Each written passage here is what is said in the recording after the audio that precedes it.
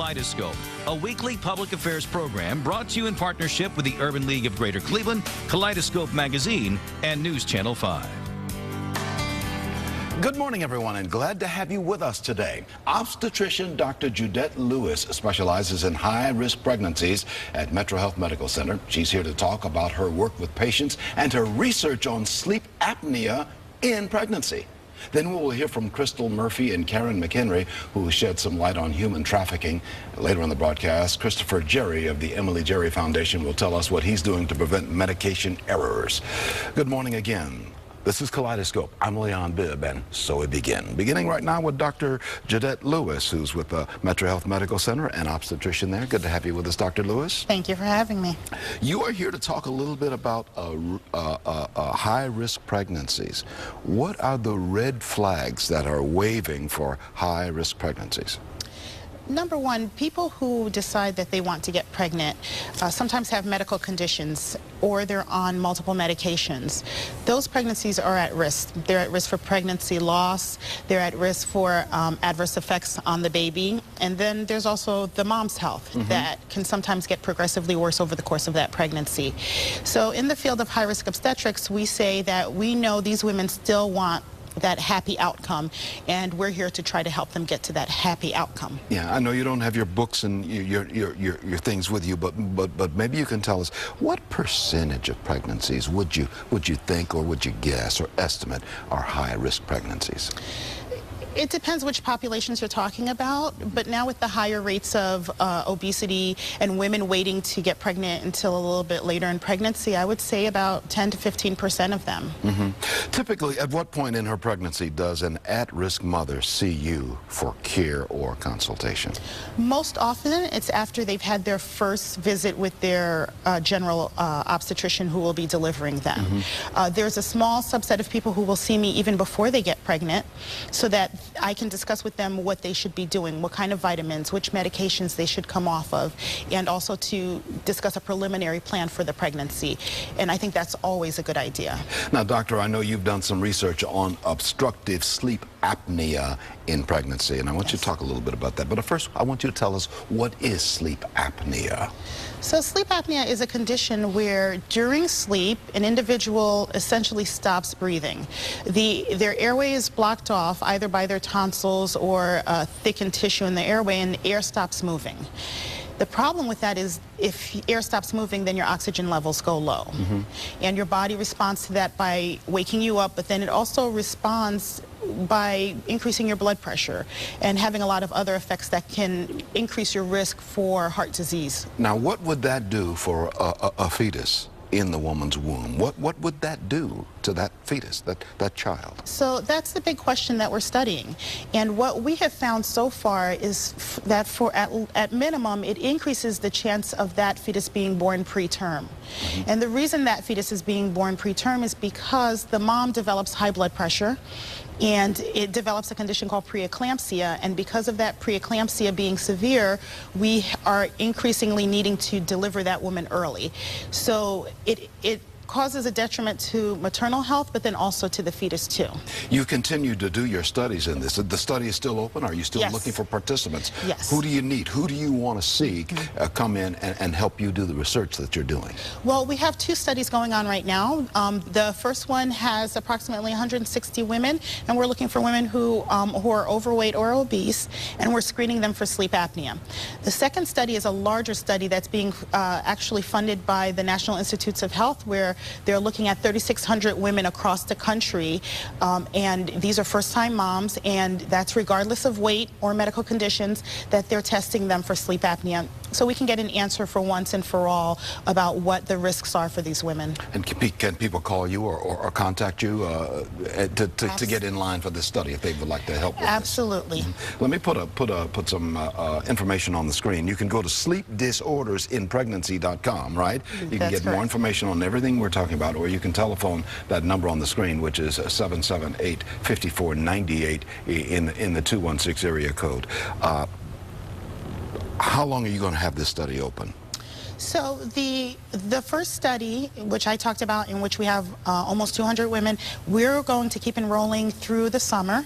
so pretty much will end in September. The other study goes on until next spring. Now, this is all part of the Division of Maternal Fetal Medicine at Metro Health Medical Center? That is correct. You do a lot of things over there. There are a lot of things happening there. Yes. Talk a little bit about what that division does at Metro Health Medical Center. Well, we focus a lot on high-risk pregnancy. We particularly are one of 13 centers across the country who studies the complications of high-risk pregnancy. We have a prematurity clinic, we have a diabetes clinic, but outside of those two diabetes and prematurity clinics, we also have a separate clinic to focus on medical complications. So people who've had heart surgery, or people who have been on blood thinners, or individuals who have told never to get pregnant, they can come in and see us, and we can go through their history and take them down the different paths and let them know what their alternatives are. Dr. Judette Lewis, obstetrician at Metro Health Medical Center. Let me ask you, for women who are considering pregnancy, when is the best time to see you about this? If you have a high-risk condition, I actually say before you even start trying. Because when you come in, we can look at all of those medications and decide which ones are safe and which ones are not safe for pregnancy. Start you on folic acid, which we know prevents neural tube defects. Start on prenatal vitamins, and also lay down a preliminary plan so you know what to expect once you're pregnant. And if somebody has sleep apnea already but is not pregnant, what is your advice? One of the biggest things about sleep apnea is that we have found even if they don't have high blood pressure and diabetes when they were diagnosed, they have a higher chance of developing it. So we are adamant about those women first being tested for diabetes. Because diabetes, if it exists while you get pregnant, we know increases your chance for miscarriages and birth defects. Dr. Judette Lewis, obstetrician at Metro Health Medical Center. We appreciate you being with us. 778-5498 is the telephone number in the 216 area code, or sleepdisordersinpregnancy.com. More information on everything we've been talking about, including getting in line for her study, for your study. Yes. Good to see you, doctor. Thank you the for having me. doctor is in the house. I know you're saving a lot of lives out there, and you're helping a lot of women and families too, all of us. That's our goal. Thank you very much, Dr. Judette Lewis at Metro Medical Center. I'm going to take a break. This is Kaleidoscope. In a moment, we will return. We will talk about the second largest criminal industry in the world. It has to do with human trafficking. After this.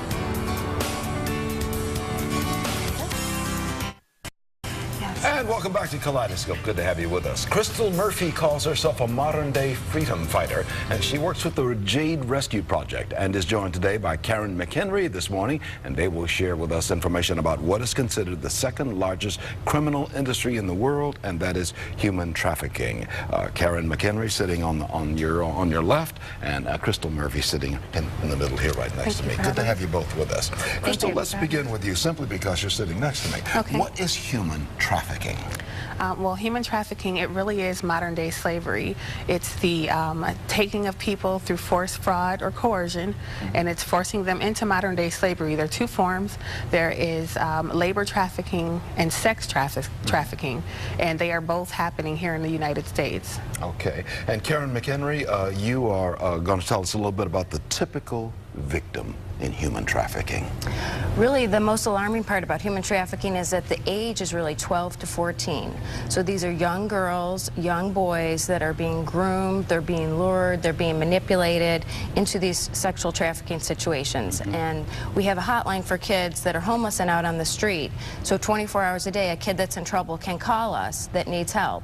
And that's 24 hours a day. If a kid's concerned about another friend or a parent's concerned, law enforcement calls. And so we know that our kids are at risk once they're out on the street, because once a kid's out on the street, within 72 hours, they might be solicited for sex. So it's very important. These are kids that are looking for a stronger sense of belonging, that are maybe having some stressors at home, and so they found somebody that's older, that appears to be taking care of them, but they have other objectives and things that they're going to use them for. So your organization, Belfair JCB, is very much involved in this. Yes, Yes, through our homeless youth programs. We are very much trying to get these kids off the street.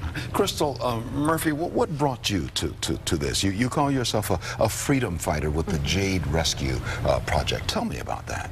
Well, when I heard about human trafficking, it was in late 2008, and when I heard about it, I couldn't believe that it was actually happening. And when I found out about it, I said, well, this can possibly be happening in the United States. And to my surprise, it was happening in the United States. Toledo, Ohio is number 4 in the nation. It's a major human trafficking hub. So we have a major human trafficking problem right here in the state of Ohio. The person responsible for this study that mapped Toledo, Ohio as number 4 in the nation says that Cleveland is actually worse. We just haven't had the same things that Toledo has had to identify the problem. What kind of assistance is available for victims who have been rescued? Unfortunately, if you are an American citizen, there are not a lot of resources, because for so long this was thought to be a overseas problem. It wasn't happening here. But the Cleveland Rape Crisis Center has been very active in helping victims, and then the Collaborative Initiative to End Human Trafficking is able to help victims of trafficking as well. Got a couple of phone numbers I want to put on the screen. We're going to try and keep them up for a while too, because of the gravity of what we're talking about. 216-526-8628 or 320-8422. You can get more information on everything that we've been talking about. And Karen, I want to come to you. Who are the perpetrators in this human trafficking industry? Who are the offenders, the people that are luring them? The offenders. You know, you would typically think that this is an older man, but it can be an older woman, an older man that sometimes is dating a younger teenager, puts themselves in a situation where they become friends with them, and then they start grooming them, and then they lure them into these situations. So these are just people out on the street, and they sometimes can be from in their own family. They can be people that they've known for a while, and that's why this is so dangerous, and that it's really important. These people also meet the kids at also different medias now. They can get them by texting, they can get them through the internet. That's why the internet sites, it's so important to supervise what your children are doing on the internet, because they can put themselves on the internet as, I'm your 14-year-old friend, meet me down the street. When you get down the street, it's a 28-year-old man. Karen, there may be somebody out right there who is a victim right now listening to our voices. What can you tell them in the minute we have remaining? What can you tell them? Where can they call? What can they do to get away? Well, the first thing is reach out for help. There is help available. The more victims that we're able to identify, the more we're able to put resources together. There is a national human trafficking hotline that can be called. It's 888-37-37-888, and that's the National Human Trafficking Center, and they can connect a victim with resources as well. 888-37-37? 888. Okay. And they can also call the numbers we've been talking about. Are we making a dent in this problem, and do we have the muscle to make this happen in the United States? Well, I think just by talking about it today, that hopefully we're increasing some awareness about it, that people know that there are kids that are trapped. And so if you see that there's somebody that you're worried about, to do something, make a phone call. You can also call the FBI, which is 216-522-1400, and they're also willing to intervene and help and make sure that these kids are safe and getting off the street, because the most dangerous thing is that they're out on the street. And if somebody didn't get those numbers, they can simply dial 0 or dial... Yes, and they can always go to our website, and we can link them to additional resources. Okay. Many thanks for being with us. Crystal Murphy, who's a freedom fighter with the Collaborative Initiative on Human Trafficking, also the Jade Rescue Project, and Karen McHenry, who's with Belfair JCB. We appreciate you being with us. Also, there's a website, BJCB, that's belfair.org. You can get more information on everything we've been talking about. We're going to have you two back, because I want to continue the discussion one day soon. Okay. Thank you so much for being with us. Thank you for having us. I've got to take a break. This is News Channel 5's Kaleidoscope. I'm Leon Bibb. We'll be back and talking about protecting you from medication errors. But first, these words. You're in touch with Kaleidoscope. Glad to have you with us today. The president and the CEO of the Emily Jerry Foundation is working to prevent medication errors at pharmacies and medical facilities around the country. Christopher Jerry is here to talk more about this issue.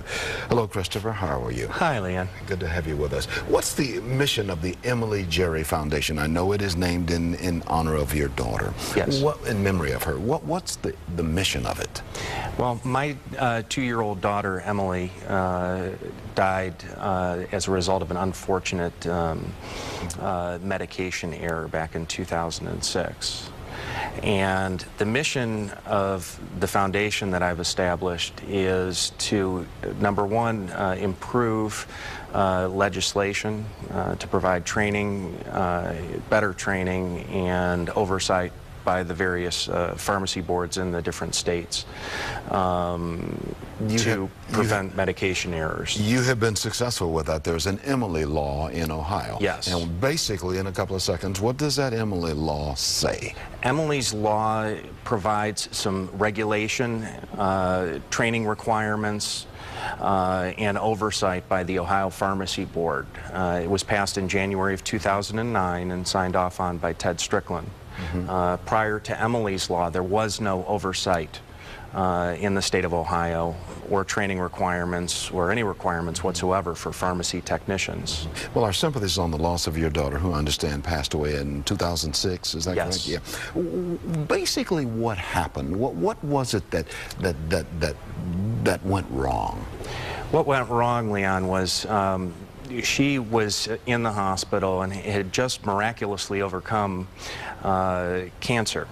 She had had a grapefruit-sized tumor in her abdomen, and the tumor had all but disappeared. Her oncologist had recommended one more final round of chemotherapy, and just to make sure that there wasn't any residual cancer cells that could arise later in life and cause her problems. And a pharmacy technician who didn't know any better, wasn't trained adequately, instead of using a standard off-the-shelf bag of saline, which contains 0.9% sodium chloride, she loaded up an empty compounding bag full of 23.4% sodium chloride. And that causes cerebral edema, or brain swelling. And there was the difference right there. Yes. You are pushing for a national law. You want an Emily's Act. Tell us more about your efforts in that regard, Christopher Jerry. Well, I'm currently, I just got done establishing the foundation. We just received our 501c3 status in February of last year. So the foundation is still in its infancy. And so I'm still getting a lot of these programs and activities off the ground. And right now I'm currently looking for the appropriate congressman or congresswoman to sponsor Emily's Act. And Emily's Act will be structured very similar to Emily's Law in the state of Ohio. So you're looking for someone to take to help you run the ball. Correct. And you're living here in Northeast Ohio. Correct. You're here in Northeast Ohio. Yes. So you're looking for somebody at the national level. That means a congressman, yes. One of our congressmen, or one of our two senators from the state to help run the ball for you. Correct. We wish you well. Let me put a phone number on the screen here for more information. People certainly want to ally with you on this. 440-289-8662 is the telephone number you see at the bottom of the screen, or you can go to emilyjerryfoundation.org for more information on everything we've been talking about. You've been working with medical equipment manufacturers as well. Yes. Speak to that a little yes. bit.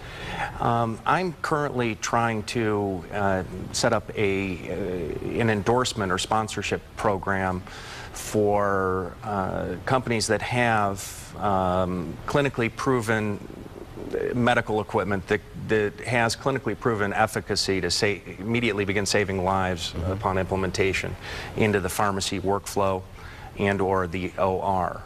A few of those companies are companies like C Medical out of San Jose, California, another company called CDEX, and a third company out of Cleveland, Ohio, a company called Codonics. So you're working with them to raise the level here. Yes. To raise the bar on the things that we need to be looking at when we get to medical equipment. And I've got about 40 seconds remaining. I want to ask you, for the everyday person out there, when we receive medication from the pharmacy, what's the first thing we should do when we get that medication from the pharmacy? I encourage everyone to research the medication that they're taking on the internet, find out what the medication looks like if it's in pill form and what have you. One of the things that I recommend when people go into the hospital to receive treatment for any type of procedure where they're going to be staying for a while, is it's fully within your rights to make a request with the facility where you're staying to have a registered pharmacist prepare all IV medications during the course of your stay. And just recheck that medications that we're taking. Correct. Yeah, we're running out of time, but I want to have you back. I want to continue the discussion one day, and we'll have to bring you back to talk more about your quest for an Emily's Act nationwide. Yes. But once again, we're talking to Christopher Jerry, who's president and CEO of the Emily Jerry Foundation, named in memory of his daughter. Yes. Thank you so much, Chris. Thank you, Leon. And good luck to you. Thank you so much. And I hope you can find that congressman or that senator. Yes. They're out there. We know who they are. Yes. Okay, you know where to knock on the doors, too. Yes, sir.